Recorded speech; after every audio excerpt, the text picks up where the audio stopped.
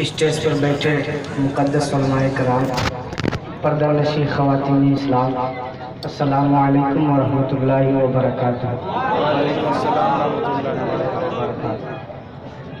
अल्हम्दुलिल्लाह अल्हम्दुलिल्लाहि रब्बिल आलमीन वल आक़िबतु लिल मुत्तक़ीन वस्सलातु वस्सलामु अला रसूलिहिल करीमिल अमीन व अला आलिहि तय्यबीन अत्ताहिरीन व अस्हाबिहिल हादिनल महदिय्यीन। अम्मा बाद फ़अऊज़ु बिल्लाहि मिनश शैतानिर रजीम। बिस्मिल्लाहिर रहमानिर रहीम। इन्नमा युरीदुल्लाहु लियुज़हिबा अन्कुमुर रिज्सा अहलल बैति व युतहिरुकुम तत्हीरा। सदक़ल्लाहु मौलाना अज़ीम व बल्लगनाहु रसूलुन नबियुल अमीनुल करीम व नहनु अला ज़ालिका लमिनश शाहिदीन व शाकिरीन वल्हम्दुलिल्लाहि रब्बिल आलमीन। मौजूद सामीन इकराम, मैं बड़ी तेज़ी के साथ चल रहा हूँ इसलिए कि टाइम बहुत कम मिली है। स्टेज पर बैठे हमारे उस्ताद ग्रामी खतीब हिंदुस्तान जनाब मौलाना साबिर रज़ा साहब तशरीफ़ फरमा है। मैं उनसे मुखलिसाना मुअद्दिबाना गुजारिश करता हूँ कि इस फ़कीर के लिए दुआ फरमाएं। आइए हम सब मिलकर आकाए नामदार मदनी ताजदार की बारगाह में दुरूद व सलाम की डाली निछावर पेश करें। पारे बावाज़ बुलंद अल्लाहु रब्बु मुहम्मदिन सल्लल्लाहु अलैहि वसल्लम नहनु इबादु मुहम्मदिन सल्लल्लाहु अलैहि वसल्लम सलातु व सलामुन अलैका या रसूलल्लाह सल्लल्लाहु तआला अलैहि वसल्लम। बड़ा शॉर्टकट चलूँगा मैं, बड़ी तेज़ी के साथ आप समाअत फरमाएँ इसलिए कि टाइम बहुत कम मिला है मुझे। पिछले साल 10 मिनट, इस साल 15 मिनट, हो सके अगले साल 20 मिनट, इसलिए कि जलसा 18 साल से मनाया सजाया जा रहा है। इसमें मेरी शिरकत 2 साल हुई। पहले मैं भी यहीं पे बैठकर सुना करता था। अल्लाह ने और हमारे उस्ताद गिरामी का दुआ इस फ़कीर के सर पे रहा जो मैं आज यहाँ पे हूँ। उलमाए किराम से गुजारिश है कि आप दुआ फरमाएं। बड़ी तेजी के साथ चलूंगा शॉर्टकट। इन्हीं की बारगाह में, हुसैन की बारगाह में कि हुसैन दीन है। What is Hussain? हुसैन क्या है? हुसैन क्या है? हुसैन इज दीन। हुसैन दीन है। हुसैन इज दीन। हुसैन दीन है। इसका अंदाजा उन्हें खुद भी था। मगर मैं एक सवाल उठाऊंगा, उसी सवाल के जवाब पर मेरी तकरीर खत्म होगी। मगर मैं एक सवाल उठाता हूं कि हुसैन के बाद किसी का शहीद नहीं हुआ।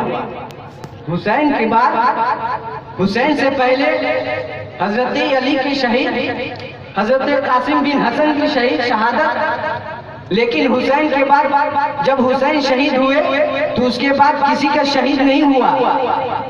उसका भी शहीद नहीं हुआ जो very very nearest Hussain, very very nearest Hussain, closer to Hussain. और हुसैन के बाद इमाम, इतना इम्पोर्टेंट पर्सनैलिटी, वो भी शहीद नहीं हुए। इमाम ज़ैनुल आबिदीन सैयदुस साजिदीन वो शहीद नहीं हुए। जबकि हुसैन के बाद इमाम ज़ैनुल आबिदीन के लेवल का अहले बैत में कोई दूसरा ना था। तवज्जो करूंगा मैं कराम। हुसैन के बाद इमाम ज़ैनुल आबिदीन के लेवल का अहले बैत में कोई दूसरा ना था। जिस इमामत पर इमाम ज़ैनुल आबिदीन फाइज थे, वो इमामत न अली अकबर के पास थी, वो इमामत न कासिम बिन हसन के पास थी, वो इमामत न अब्बास अलम बरदार शाहकार वफा के पास थी, जो इमामत इमाम ज़ैनुल आबिदीन के पास। तो इमाम हुसैन को मारना इमामत की वजह से जरूरी था, तो इमाम ज़ैनुल आबिदीन को उसके बाद शहीद करना और भी जरूरी था। इमाम हुसैन को इमामत की वजह से मारना जरूरी था, तो इमाम ज़ैनुल आबिदीन को उसके बाद शहीद करना और भी जरूरी था। लेकिन इमाम हुसैन की शहादत के बाद किसी का शहीद न होना, ये सबूत है, दलील है कि इमाम हुसैन और भी पहले शहीद हो जाते तो वो सब भी बच जाते, कासिम बिन हसन भी बच जाते, अब्बास अलमबरदार भी बच जाते, अली असगर वो भी बच जाते। फिर इमाम हुसैन गर्दन देने में ताखिर क्यों की? फिर हुसैन शहादत देने में ताखिर क्यों की? ये सवाल। फिर इमाम हुसैन शहादत देने में ताखिर क्यों की? हूर की जगह खुद बढ़ जाते तो ये सब बच्चे भी बच जाते। न इमाम हसन का बेटा शहीद होता, न इमाम हुसैन का बेटा शहीद होता, न इमाम हसन का बेटा शहीद होता, न इमाम हुसैन का बेटा शहीद होता। फिर इमाम अली मकाम ने गर्दन देने में ताखिर क्यों की?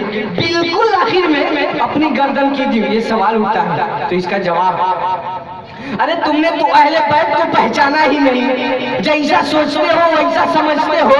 अरे पाक की औलाद है, पाक है, पलीद की कैसे समझ में आए? पाक की औलाद है, पाक है, पलीद की समझ में कैसे आए? जरा गौर फरमाओ, जरा गौर करो कि जिन मक्के वालों ने पत्थर बरसाए, राहों में कांटे बिछाए, शाबी जाली में 2.5 साल तक मुहासरे में रखा आबोदाना बंद, 13 साल तक मुसलसल जुल्म और सितम कैद न खत्म होने वाला सिलसिला 8 साल के बाद मदीने से मक्का जब नबी करीम लौटे तो मक्के की पूरी रिजिम बदल गई। सारे अत्याचारी, सारे जालिम सामने खड़े हैं, मगर रहमतुल आलमीन सब पर रहमत की नजर डाल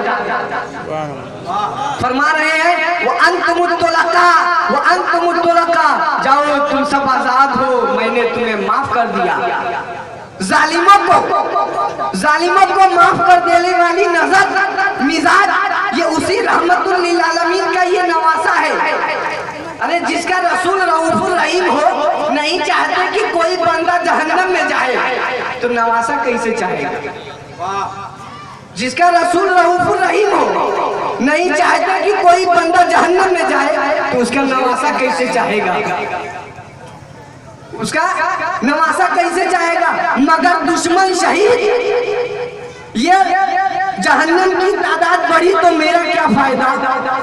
मौका दो सुधरने का, मौका दो संभलने का, अपॉर्चुनिटी दो गाइडेंस पाने का।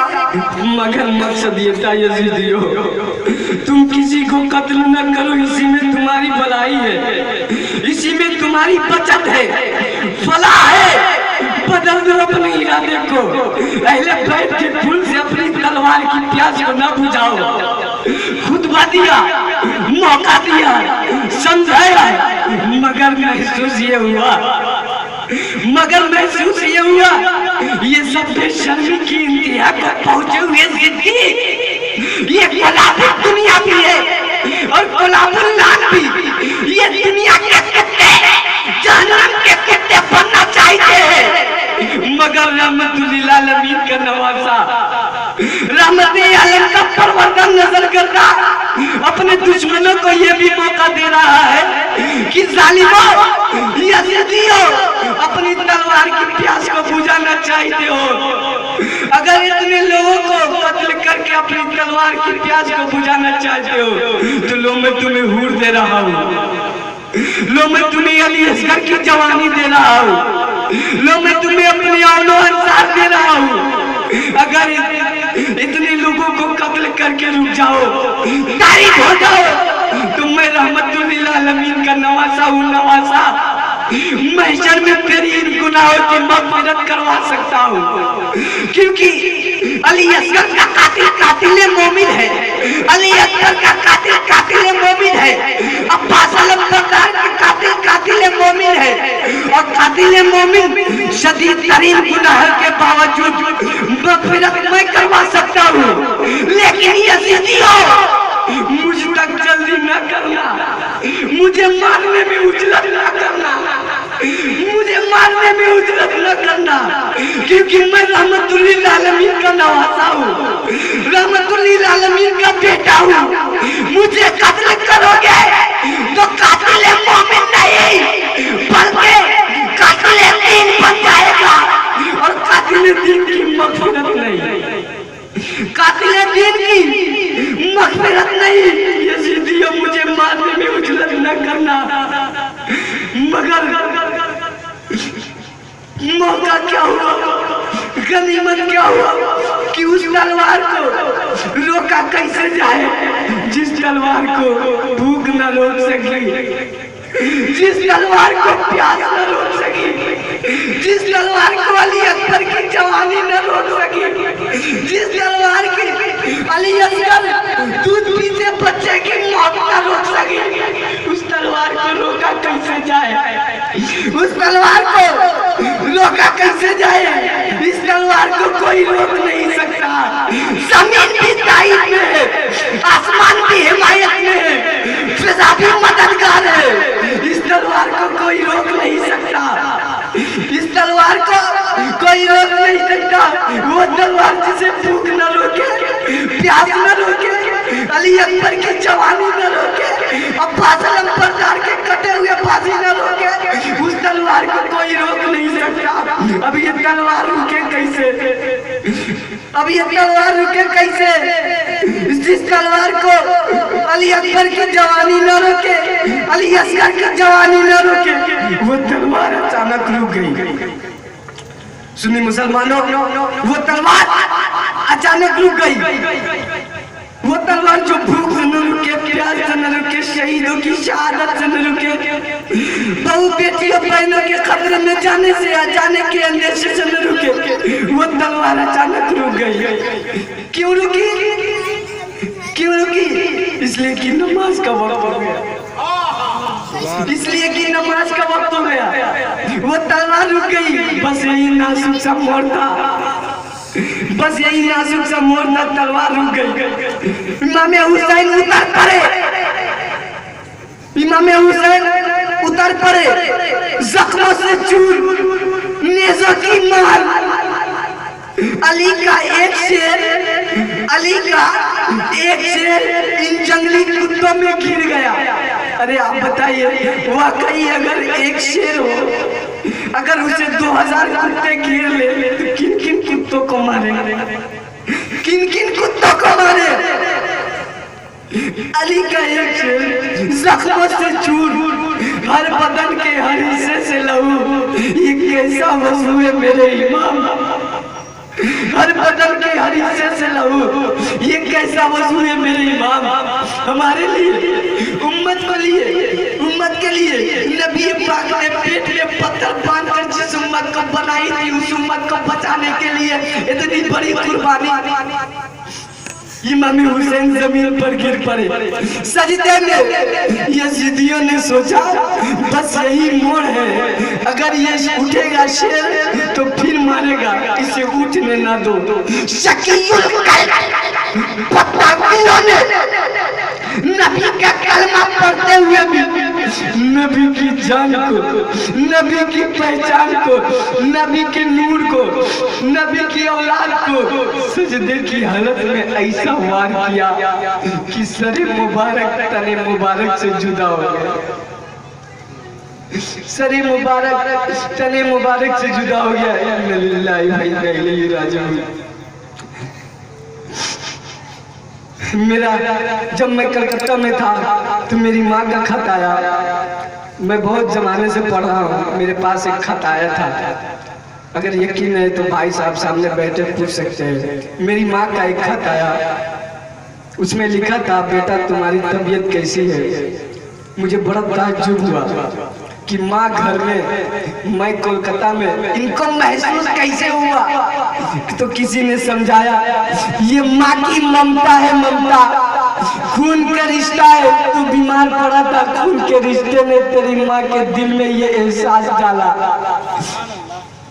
अरे जब माँ बेटे में एहसास का ये रिश्ता होता है, तो जब नबी का गला कटा होगा, जब नबी की गर्दन कटा होगा, तो लबे मुस्तफा पे क्या गुजरी होगी, लबे मुस्तफा पे क्या गुजरी होगी। इमाम हजरत अब्दुल्ला इब्ने अब्बास रवायत करते हैं, जो बहकी में मिशकात में है, कि उम्मुल मोमिनीन ने ख्वाब में देखा कि इमाम हुसैन के हाथ में एक शीशा है। तो आपने कहा ये क्या है? तो इमाम हुसैन ने फरमाया ये मेरे बेटे हुसैन और शोहदाए करबला के खून इसमें जमा कर रहा हूँ सुबह से। हुसैन के रसूल के ऋषि मुबारक पर गुब्बार बालों में बिखराओ, एक हाथ में शोहदाए करबला का लहू। बस यूं समझो कि जालिमों ने नेज़े को सर पे नेज़े पे सर को उठाया और नेज़े को रखा कहाँ? उस सर में। गर्दन कट गई, नेज़े को रखा कहाँ? उस सर में जिसमें नबी पाक का लुआबे दीन गुजरा था। वो गला जिसमें खातूने जन्नत का जन्नती दूध गुजरा था। वो गला जिस पर अली मुर्तजा के दिए हुए लुकमे गुजरे थे। इमाम अली मकाम के जब गला कटा होगा ना, तो गला जब कटता है तो देखते हैं ना, गला जब कटता है एक तलवार की नोक उसी गले में इमाम हुसैन के गले में पेवस्त कर दिया और जुलूस निकाला। अरे उस गले में तूने नोके नेज़ा, जिस गले में खातूने जन्नत का जन्नती दूध गुजरा था, उस गले में तूने नोके नेज़ा, उस गले में नोके नेज़ा इमाम हुसैन के सर मुबारक को नोके नेज़े पे उठाकर बुलंद किया, जुलूस निकाला। इमाम हुसैन के सर मुबारक को नोके नेज़े पर उठाकर बुलंद किया और वहीं से मेरे इमाम अपने गुलामों को आखिरी दर्श दे रहा है, अपने गुलामों को आखिरी दर्श दे रहा है। देखो गुलामों, देखो गुलामों, यजीदियों के लश्कर में, यजीदियों की भीड़ में, यजीदियों के लश्कर में तेरे इमाम का सर ऊपर है, तेरे इमाम का सर ऊपर है, तेरे इमाम का सर बुलंद है। यानी जिसका सर कटा नहीं उसका सर नीचे, और जिसका सर कट गया उसका सर बुलंद है। इसीलिए गरीब नवाज ने कहा सरदाद नादाद दस्त दर्द यजीद हक्का की बिनाए ला इलाहा अस्तु हुसैन वमा अलैना इल्लल बलाग। अस्सलामु अलैकुम।